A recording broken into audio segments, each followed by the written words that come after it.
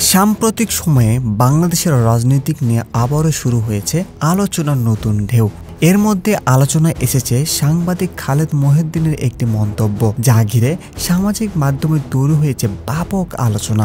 সম্প্রতি এক সাক্ষাৎকারে খালেদ মহিউদ্দিন বলেন, আমি চাই যদি সুযোগ মিলে শেখ হাসিনার একটি গভীর সাক্ষাৎকার নিতে। তিনি বাংলাদেশের রাজনীতিতে গুরুত্বপূর্ণ একজন ব্যক্তি। এই মন্তব্য কোন রাজনৈতিক অবস্থা না থাকলেও এটি সাংবাদিকতার একটি পেশাদার ইচ্ছা হিসেবে ব্যাখ্যা করেছেন অনেকেই।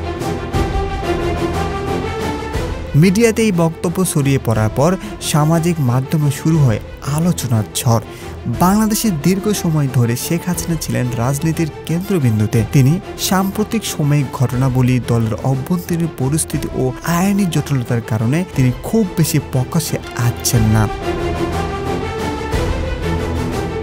এই কারণে সাধারণ মানুষ ও বিশ্লেষকদের মধ্যে প্রশ্ন উঠেছে, তিনি কি শীঘ্রই প্রকাশে কোনো বক্তব্য দিবেন? এই জল্পনে আলোচনাকে আরো তীব্র করেছেন। খালেদ মহিউদ্দিনের বক্তব্য নিয়ে অনেকে বলছেন, এটি একজন সাংবাদিকের দায়িত্ববোধের প্রকাশ, যিনি যে কোনো বড় রাজনৈতিক ব্যক্তিত্বের দৃষ্টিভঙ্গি জানাতে আগ্রহী।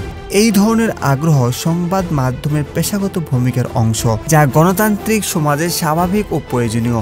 এই বিষয়ে এখন পর্যন্ত কোনো রাজনৈতিক দল বা সরকার পক্ষ থেকে আনুষ্ঠানিক প্রতিক্রিয়া পাওয়া যায়নি।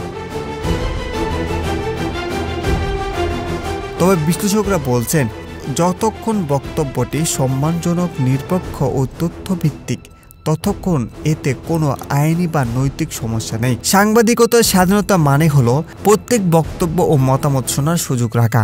ঘটনা যেভাবে এগোচ্ছে তাতে বোঝা যাচ্ছে বাংলাদেশের রাজনৈতিক আবারও আলোচনার কেন্দ্রে। তবে সবকিছু নির্ভর করছে ভবিষ্যতের রাজনৈতিক গতি প্রকৃতির উপর।